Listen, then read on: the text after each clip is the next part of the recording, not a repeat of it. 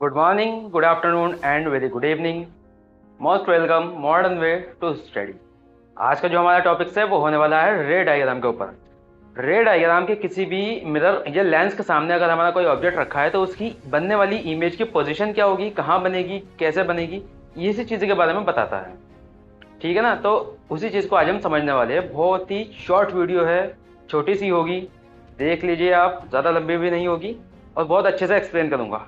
तो सबसे पहले बात कर लेते हैं हम मिरर के लिए। मिरर यानी शीशे, हिंदी में शीशा बोलते हैं उसे। ठीक है। तो मिरर यानी शीशे जो इस तरह के होते हैं और इनके यहाँ पे जो होता है ये पेंट हुआ हुआ रहता है, सभी इसके जितने भी होंगे ये। तो मैंने सब जगह बनाए हुए हैं। तो हमें बेसिकली करना क्या है वो देखिए आप। ठीक है ना। तो बेसिकली हमें सबसे पहले ये करना है, हमें चार रेस को ध्यान में रखना है। उनको समझ लेना है कि रे कहाँ से आती है और कहाँ से होके जाती है आफ्टर द रिफ्लेक्शन। रिफ्लेक्शन या रिफ्लेक्शन जैसे भी, ठीक है ना। तो चार तरह की रे जब मैं बोलता हूँ तो बहुत सौ के माइंड में ये क्वेश्चन आता है कि चार तरह की रे यानी अलग अलग तरह की। कोई रे मोटी होगी, कोई पतली होगी, कोई बहुत ज़्यादा स्पीड से आएगी, कोई कहीं कम स्पीड से आएगी, कोई ब्लैक होगी, कोई वाइट होगी, रेड ब्लू। ऐसा कुछ नहीं है। ठीक है ना।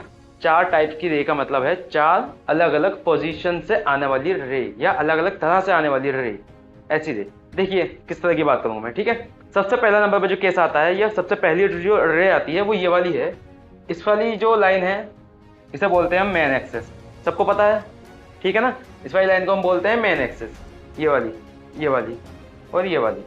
इसके बीच में क्या होता है, एक लेंस अगर हमने मिरर रख दिया है तो उसके सामने एक फोकस होगा उसका, यानी फोकल लेंथ। उस मिरर का एक फोकस होता है। फोकस की डबल होती है क्या, सेंटर ऑफ कर्वेचर यानी सी जो डिस्टेंस है ये फोकस का डबल होता है। तो होगा क्या, जब हम एक लेंस को ऐसा रख देंगे, मेन एक्सेस के जो रे पैरेलल आएगी, पैरेलल का मतलब अगर कोई रे ऐसे जा रही है तो दूसरी भी सेम सेम ऐसे जाए, आपस में कभी भी टकराए ना। जैसे कि अगर ये रे हल्की सी भी हल्की ऐसे हो जाए तो कभी ना कभी आकर के मिलेगी ना। तो ये पैरेलल नहीं है। पैरेलल का मतलब होता है दोनों एक ही डायरेक्शन में से साथ साथ जाने वाली। ठीक है। कि यहाँ पे जो इतना डिस्टेंस है ना सेम रहे आगे भी। जब तक ये रे आपस में चलती रहेंगे ना तो दोनों ही का ये वाला डिस्टेंस हमेशा सेम रहे। चलिए, इतना तो हो गया। तो अब आगे करना क्या है, जो रे मेन एक्सेस के पैरेलल आती है वो रे लेंस या मिरर से टकराने के बाद हमेशा फोकस से होके जाएगी। जो पॉइंट फोकस होता है, ठीक है ना, फोकस पॉइंट से होके जाती है। सबसे पहले की चीज हमें ये याद रखनी है, जो रे हमेशा मेन एक्सेस के पैरेलल आएगी वो फोकस से होके जाती है। यहाँ फोकस है तो फोकस से निकाल देना। ठीक है। पैरेलल आई, फोकस से चली गई। अब दूसरे कंडीशन में क्या है, इसका उल्टा है, बिल्कुल सेम इसकी उल्टी कंडीशन। जो रे आपकी फोकस से होती हुई आती है वो रिफ्लेक्शन के बाद मेन एक्सेस के पैरेलल हो जाती है। देखिए रे ऐसा आई थी, फोकस से होती हुई आई, मेन एक्सेस के पैरेलल हो गई आफ्टर द रिफ्लेक्शन, रिफ्लेक्शन के बाद। ठीक है। फोकस से होती हुई पैरेलल हो गई, पैरेलल आई, फोकस से होकर जाएगी। दो तरह की हो गई, दोनों ही बहुत ईजी है, एक दूसरे के उल्टे हैं। ठीक है भाई, कोई ये खुद ही पैरेलल केस है। ये इसका पैरेलल है, ये इसका पैरेलल है। ठीक है, तो देखिए अब आप होगा क्या।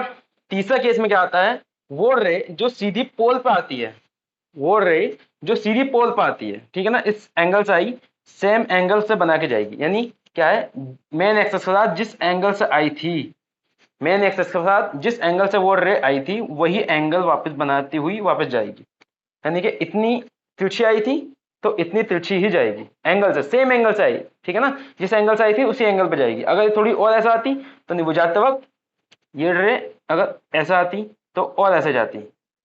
ठीक है ना, जितने एंगल से आएगी उतने ही एंगल से वापस जाएगी। ये आई, ये ऐसे गई, तो जितना एंगल से आएगी उतने ही एंगल से वापस जाएगी अगर पोल पे आई है तो सीधी।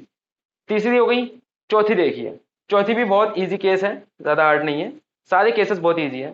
वो रे जो सेंटर ऑफ कर्वेचर से होती हुई जाती है, वो रे जो सेंटर ऑफ कर्वेचर से होती हुई आएगी, ये वो सेम लेंस या मिरर से टकराने के बाद, ठीक है ना, मिरर की बात ज्यादा क्लियर चल रही है यहाँ, मैंने सभी मिरर्स बनाए हुए हैं, मिरर से टकराने के बाद सेम पाथ को फॉलो करेगी, उसी पाथ को वापस जाएगी, जिस रास्ते आई थी उसी रास्ते वापस जाती है।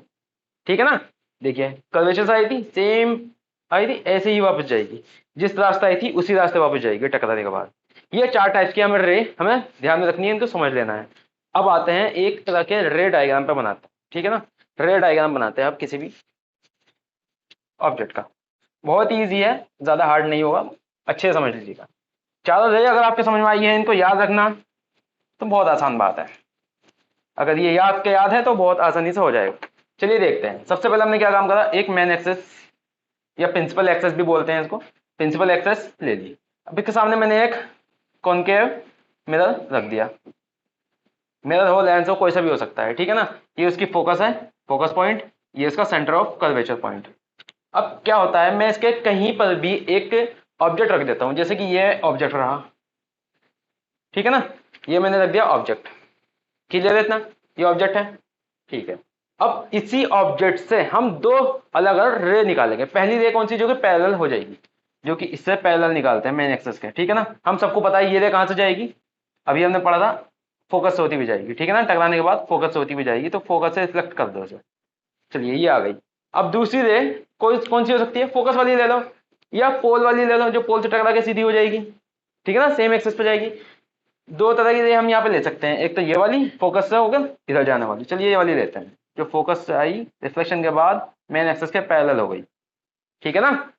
अब ये रे टकराने के बाद जहां से गई, एक ये गई और एक ये गई, ये वाली रे जो वापस आई है, टकराने के बाद दोनों रे आपस में जहां मिली हैं, जहां जिस पॉइंट पे मिली है, कहां, इस वाले पॉइंट पर, ठीक है ना, इस वाले पॉइंट पर ये दोनों आपस में मिली है। ये थोड़ा सीधा करके बनाऊंगा, थोड़ा दूर आएगा इधर को, ठीक है ना, इस वाले पॉइंट पर आपस में मिली है। तो इसी पॉइंट पर क्या होगा, इस पॉइंट पर इसी ऑब्जेक्ट का इमेज बनेगी, यहां पर ऐसा, ठीक है ना। ये इस पॉइंट पर मिलेगी, जहां ये दो रे आपस में रिफ्लेक्ट होने के बाद जहां टकराती है, वहां पर बनती है हमारे ऑब्जेक्ट की इमेज। इमेज कैसी होगी, देखिए, अगर एक्चुअल रे मिली है, ये एक्चुअल रे है ना, एक्चुअल रे आई टकराई, इधर आकर के मिली, एक्चुअल रे अगर टकरा करके मिलती है तो आपकी जो इमेज बनती है वो बनेगी आपकी हमेशा रियल और इन्वर्टेड। रियल इमेज हमेशा इन्वर्टेड होगी, वर्चुअल इमेज वो हमेशा सीधी होगी, इरेक्ट होगी, ठीक है ना।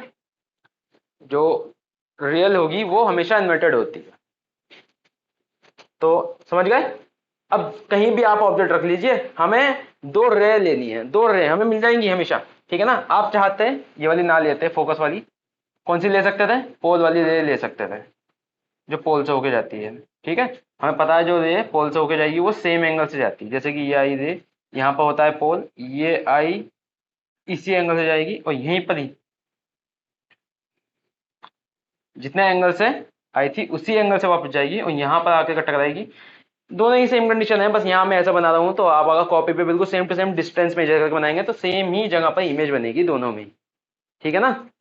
तो बहुत ही ईजी है रे डायग्राम बनाना, बस हमें चार रे को माइंड में रखना है, इनको समझ लेना है अच्छे से। आज की वीडियो में इतना ही, मिलते हैं नेक्स्ट वीडियो में, तब तक के लिए बेस्ट ऑफ लक।